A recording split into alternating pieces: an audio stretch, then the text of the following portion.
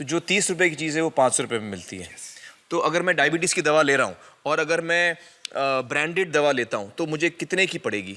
जैसे एक 117 रुपए में भी है, 117 रुपए में मिलती है। अब और अगर वही चीज़ हम उसके जेनेरिक मेडिसिन के नाम से लें तो वो कितने की बनती है? वो मात्र 1 रुपए 95 पैसे में 10 गोली मिलती है।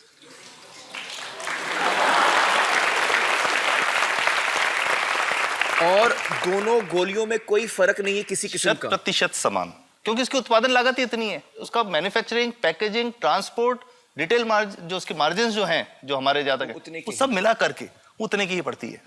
कुछ कैंसर के मैं आपको उदाहरण दूंगा, उसमें एक ही दवा जो ब्लड कैंसर के काम में आती है, बाजार में 1.25 लाख रुपए का एक पैकेट मिलता है। 1.25 लाख का एक पैकेट जो 1 महीने चलता है। और जेनरिक में वही दवा जेनरिक में अलग अलग कंपनीज जो बनाती हैं, एक 10,200 में बेचती है, एक 8,800 में बेचती है और एक 6,500 में बेचती है। मतलब ये आपका ये कहना है कि आपके ये प्रयास से इतने कम में राजस्थान में पब्लिक को, आवाम को ये दवाएं पहुंचा रहे हैं आप इस वक्त? जी, क्या बात है।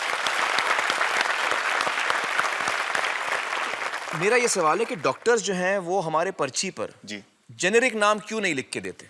क्यों लिखते हैं वो ब्रांडेड? जाने नहीं देंगे बाहर फिर? नहीं, सब जाने देंगे।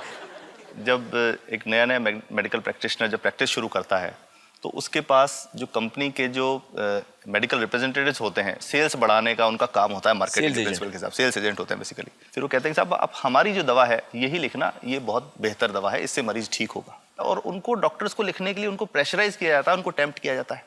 तो ये इसमें बहुत बड़ा कारण है जो दवा की कीमत को उसकी वास्तविक कीमत से 5-10 गुना 20 गुना तक बढ़ा देता है। एक बहुत बड़ा कारण है, क्योंकि हमारे पास जब हम टेंडर करते हैं तो बहुत सारे कंपनी वाले आते हैं, जो भारत की जो सबसे बेहतर कंपनियां, जिसके भी नाम वो रेपुटेड कंपनियां जिनके नाम आप ले सकते हैं, वो सभी हमें वो उसको जो 70 रुपए की है उसको 2 रुपए में 5 रुपए में दे रही है, 30 रुपए की दवा 2 रुपए में दे रही है। इतना ज्यादा फर्क तो कंपनी तो दे सकती है और देना चाहती है, और हमें देती भी है इतनी कम दामों में, हमें दे रही है ना, ये संभव तो है। अच्छा, मैं आपको बताऊंगा कि भारत से हम लगभग 45,000 करोड़ रुपए की जेनरिक दवाइयां प्रतिवर्ष विदेशों को निर्यात करते हैं। आप भेजते हैं दुनिया भर में जेनरिक, ये जो सस्ती दवाएं हैं आप विश्व भर में भेजते हैं? और हमारे लोगों को नहीं मिल रही। हमारे देश में महंगी है, हमारे देश में महंगी है, और अगर ऐसा है तो हमें कोई ईस्ट इंडिया कंपनी की जरूरत नहीं, हम वापस उसी दिशा में जा रहे हैं। आपने जब ये शुरू किया तो आपको कोई रेजिस्टेंस फेस करना पड़ा राजस्थान में?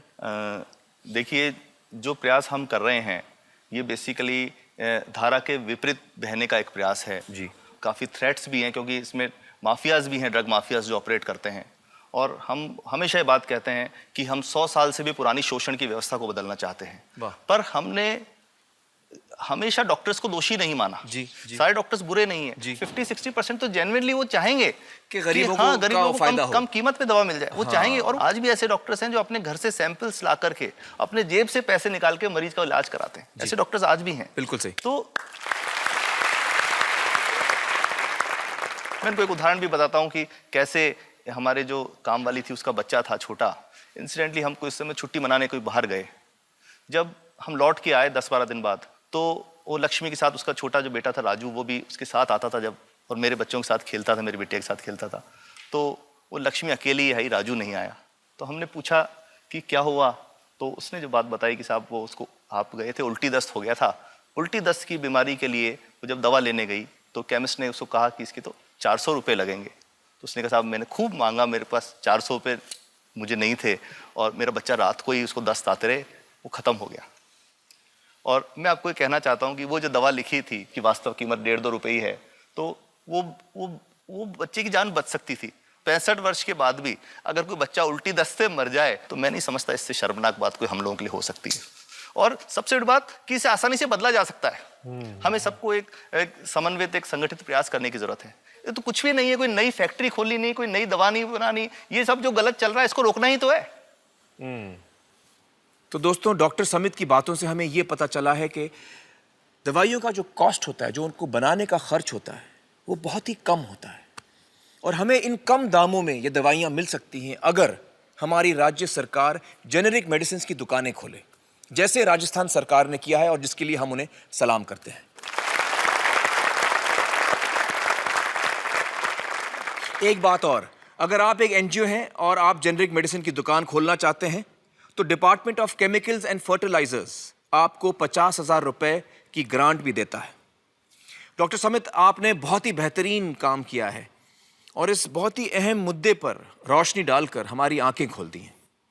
और हमारी दुआ यह है कि जो काम आपने राजस्थान में शुरू किया है वो हर राज्य में फैले, देश के कोने कोने में फैले।